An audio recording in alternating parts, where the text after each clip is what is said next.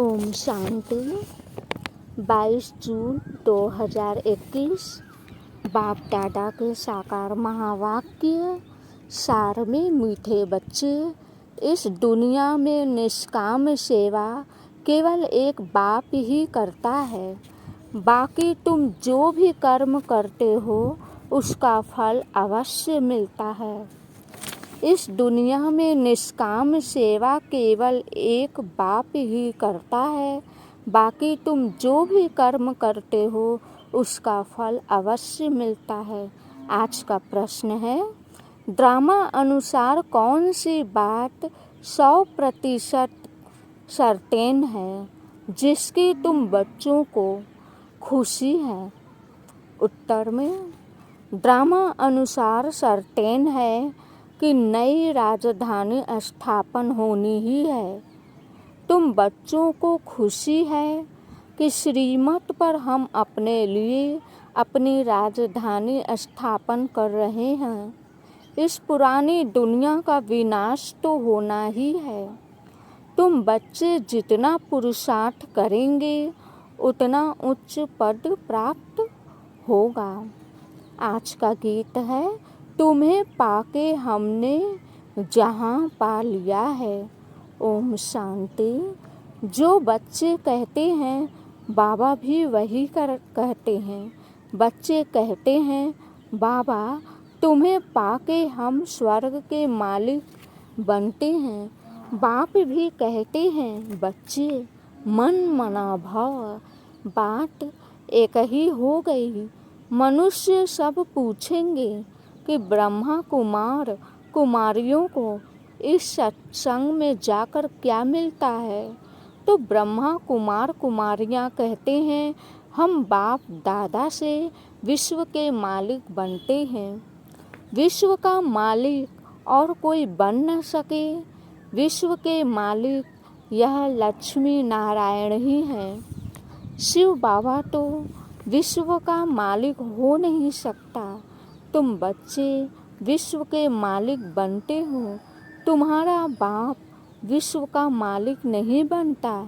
ऐसी निष्काम सेवा करने वाला और कोई होता नहीं। हर एक को अपनी सेवा का फल जरूर मिलता है। भक्ति मार्ग में व किसी भी प्रकार से जो कोई कुछ भी करते हैं, सोशल वर्कर को भी सेवा का फल जरूर मिलता है। गवर्नमेंट से पगार मिलता है।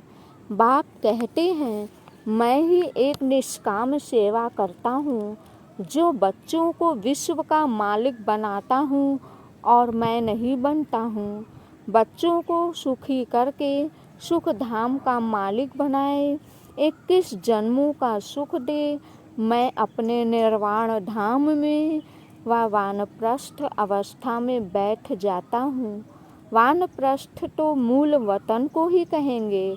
मनुष्य वानप्रस्थ लेते हैं, बच्चों को सब कुछ दे जाए, सत्संग आदि करते हैं, गुरु करते हैं कि यह मुक्ति का रास्ता बताएं। अब तुम बच्चे जान गए हो कि मुक्ति, जीवन मुक्ति का रास्ता कोई मनुष्य मात्र कभी किसको बता नहीं सकते। वे किसी को भी सद्गति दे नहीं सकते, अपने को भी नहीं दे सकते। अपने को दें तो फिर दूसरों को भी दे सकें। बाप आते ही हैं परम धाम से, वह वहाँ का रहने वाला है। तुम बच्चे भी वहाँ के रहने वाले हो। तुमको पार्ट बजाना है इस कर्म क्षेत्र पर। बाबा को भी एक बार यहाँ आना है।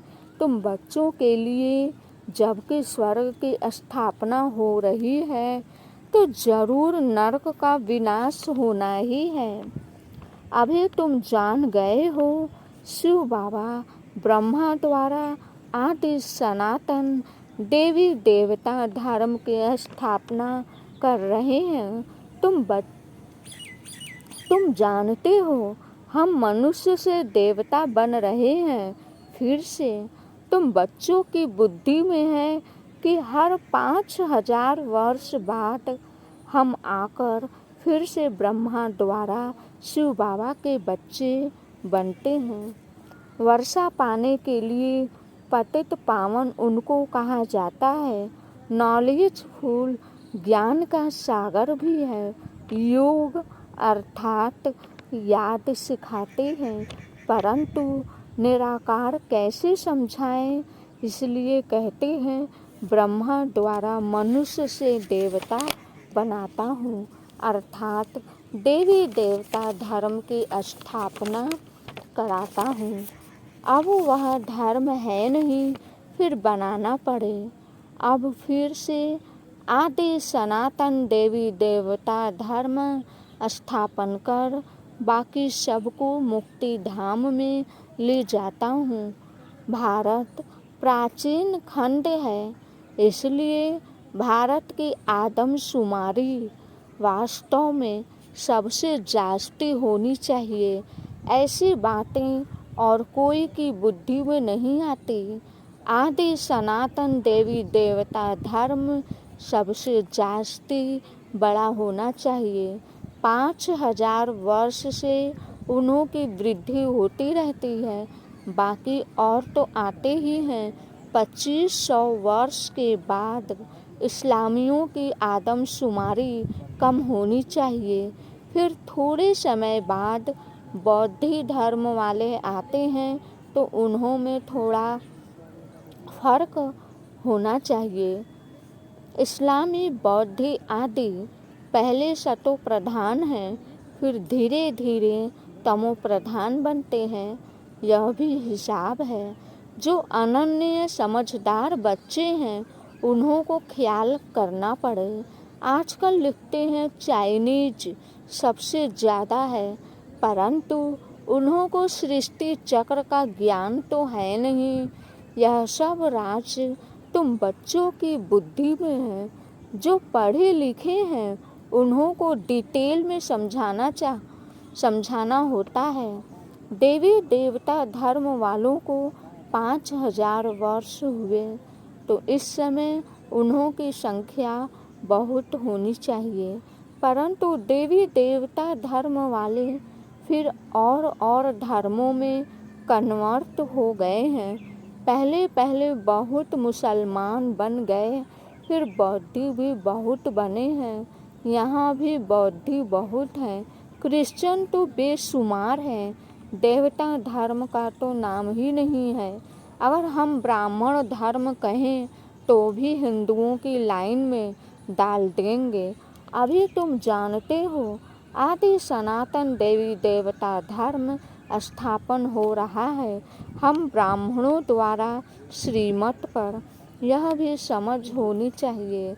धर्म गाए तो जाते हैं ना। यहाँ के मनुष्य अपने को हिंदू की लाइन में ले आते हैं, कहेंगे हिंदू आर्य धर्म है, सबसे पुराना है। भारतवासी पहले पहले आर्य थे, बहुत धनवान थे, अब अनार्य बन गए हैं। कोई अक्ल नहीं, जिसको जो आता वह धर्म का नाम रख देते हैं।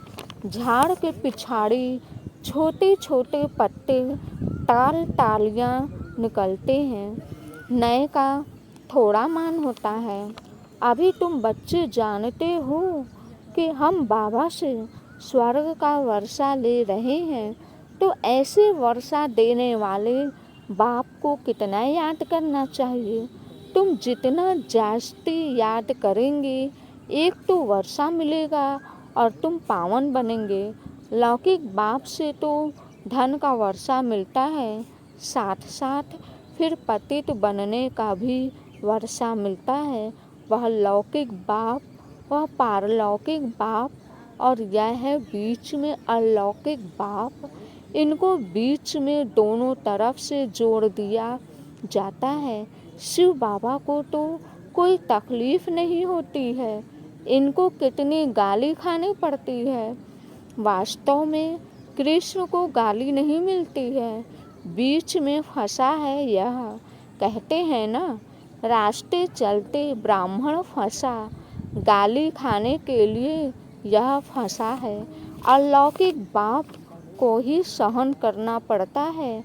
यह किसको पता ही नहीं कि शिव बाबा इनमें प्रवेश कर आए पतितों को पावन बनाते हैं, पवित्र बनने पर ही मार खाते हैं। बाप कहते हैं, मैं आया हूँ सबको वापस ले जाने। तुम जानते हो मौत सामने खड़ा है, विनाश तो जरूर चाहिए। विनाश बिगर सुख शांति कैसे हो? जब कोई लड़ाई आदि लगती है तो मनुष्य यज्ञ आदि रचते हैं, लड़ाई बंद हो जाए। तुम ब्राह्मण कुलभूषण जानते हो, विनाश तो जरूर होगा, नहीं तो स्वर्ग के गेट्स कैसे खुलेंगे? सब स्वर्ग में तो नहीं आएंगे, जो पुरुषार्थ करेंगे वही चलेंगे, बाकी जाएंगे मुक्ति धाम। यह किसको भी पता न होने के कारण कितना डरते हैं, शांति के लिए कितना धक्का खाते हैं, कॉन्फ्रेंस करते रहते हैं। सिर्फ तुम ब्राह्मण ही जानते हो सुख धाम शांति धाम की कैसे स्थापना हो रही है। विनाश के सिवाय स्थापना हो न सके। तुम अभी त्रिकालदर्शी बने हो, तीसरा नेत्र ज्ञान का मिला है।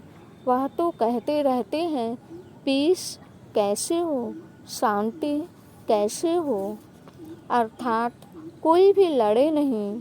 सभी कहते हैं वननेस हो, सब एक हो। एक ही बात की मत लें कि हम सब एक बाप के बच्चे भाई भाई हैं तो वननेस हो जाएगी।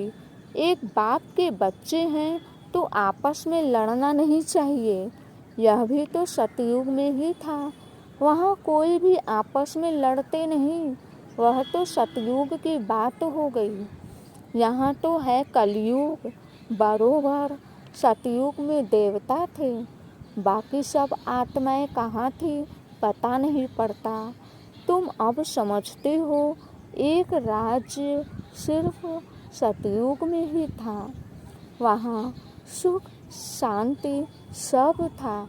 यह सब बातें तुम्हारी बुद्धि में है, नंबरवार पुरुषार्थ अनुसार समझते हैं। बरोबर हम सतयुग में राज्य करते थे, बहुत सुख था, अद्वैत धर्म था। यह ज्ञान किसको है नहीं। इस समय तुम नॉलेजफुल बनते हो, बाप तुमको आप समान बनाते हैं। जो बाप की महिमा वही तुमको बनना है। सिर्फ दिव्य दृष्टि की चाबी बाप के पास रहती है। बाप ने बताया है, भक्ति मार्ग में मुझे काम करना पड़ता है। जो जिसकी पूजा करते हैं मैं उनकी मनोकामना पूरी करता हूँ। यहाँ भी दिव्य दृष्टि का पाठ चलता है। कहते हैं ना, अर्जुन ने विनाश का साक्षात्कार किया, विनाश भी जरूर होना है, विष्णुपुरी भी जरूर स्थापन होनी है। बाप ने जैसे कल्प पहले समझाया था वैसे ही बैठ समझाते हैं। बाबा हमको मनुष्य से देवता बनाते हैं। जब देवता बनते हैं तो आसुरी सृष्टि का विनाश जरूर होगा। चारों तरफ हाहाकार मचना है।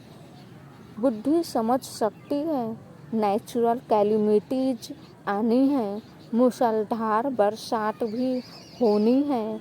इन सब का विनाश हो जाए तब सतयुग की स्थापना हो, 5 तत्वों की खाद भी मिल जाएगी। इस धरती को खाद देखो कितनी मिलती है। बाप कहते हैं इस रुद्र ज्ञान यज्ञ में यह सब स्वाहा हो जाएगा। भक्ति मार्ग में देखो रुद्र यज्ञ कैसे रचते हैं। शिव बाबा का लिंग और छोटे छोटे शालिग्राम बहुत बनाकर पूजा करके फिर मिटा देते हैं, फिर रोज बनाते हैं, पूजा करके फिर तोड़ देते हैं।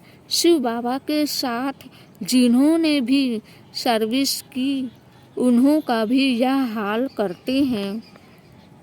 रावण की देखो, हर वर्ष एफिजी बनाए उनको जलाते हैं। दुश्मन की तो 1-2 बार एफिजी बनाए जलाते हैं, ऐसे नहीं कि वर्ष वर्ष जलाने का नियम रखते हैं। एक बार ही गुस्सा निकाल देंगे। रावण को तो हर वर्ष जलाते हैं, इनका अर्थ कोई समझते थोड़े ही हैं। फिर कहते हैं रावण ने सीता को चुराया, कुछ अर्थ नहीं समझते। फॉरेनर्स क्या समझेंगे? कुछ भी नहीं। दिन प्रतिदिन रावण को बड़ा बनाते जाते हैं, क्योंकि रावण बहुत दुख देने वाला है। अभी तुम इस पर जीत पाते हो, सतयुग में होगा ही नहीं। यह जो कर्म की भोगना, बीमारी आदि होती है, यह है रावण के कारण। रावण की प्रविष्टा होने के कारण मनुष्य जो भी कर्म करते हैं वह विकर्म हो जाते हैं। सुख दुख का खेल बना हुआ है। इस हिस्ट्री ज्योग्राफी का किसको भी पता नहीं है। लक्ष्मी नारायण को यह राज्य कैसे मिला, किसको पता नहीं। तुम छोटे छोटे बच्चे समझाते हो। यह लक्ष्मी नारायण सतयुग में राज्य करते थे। संगम पर यह राजयोग सीख यह पद पाया है। बिड़ला को भी छोटी छोटी बच्चियां जाकर समझाएं कि इन्होंने यह राज्य कैसे पाया। अभी तो कलयुग है, इनको सतयुग नहीं कहा जा सकता। राजाई तो अभी है नहीं, राजाओं का ताज ही उड़ा दिया है। धर्म शास्त्र सिर्फ 4 हैं। गीता धर्म शास्त्र है, जिससे 3 धर्म अभी स्थापन होते हैं, न कि सतयुग में। ऐसे नहीं कि लक्ष्मी नारायण ने व राम ने कोई धर्म स्थापन किया। यह धर्म अभी स्थापन कर रहे हैं। फिर इस्लामी, बौद्धी और क्रिश्चियन का एक ही धर्म शास्त्र है, बाइबिल, बस। फिर पीछे वृद्धि होती जाती है। आदि सनातन है ही देवता धर्म। अब फिर से देवी देवता धर्म की स्थापना करते हैं। तुम ड्रामा के राज्य को अच्छी रीति समझ गए हो, खुशी भी रहती है, जबकि तुम बच्चों को 100% सर्टेन है कि हम फिर से अपना राज्य भाग्य स्थापन कर रहे हैं। इसमें लड़ाई आदि की कोई बात ही नहीं।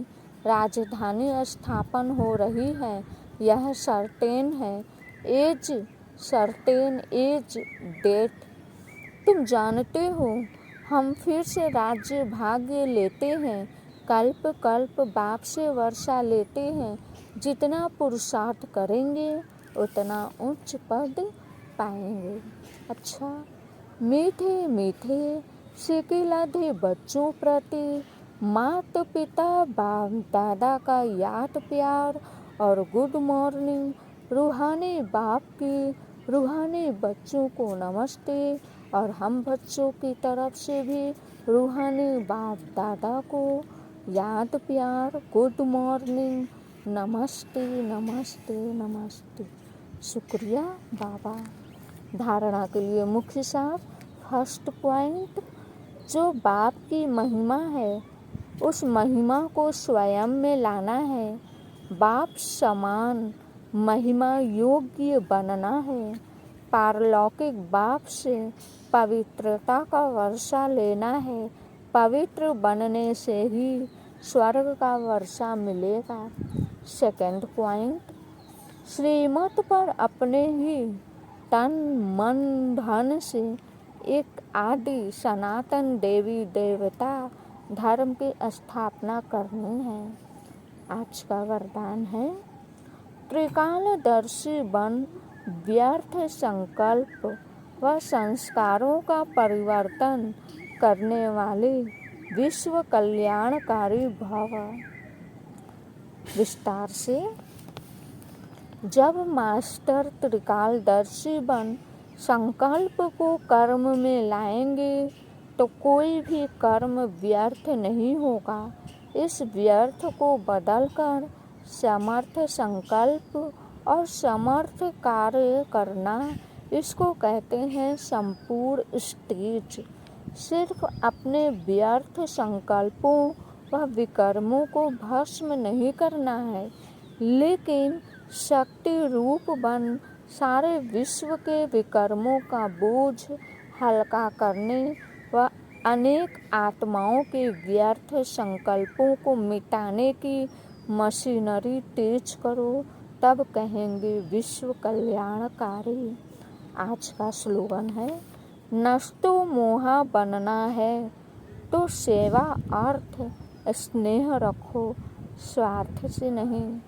नष्टो मोहा बनना है तो सेवा अर्थ स्नेह रखो, स्वार्थ से नहीं।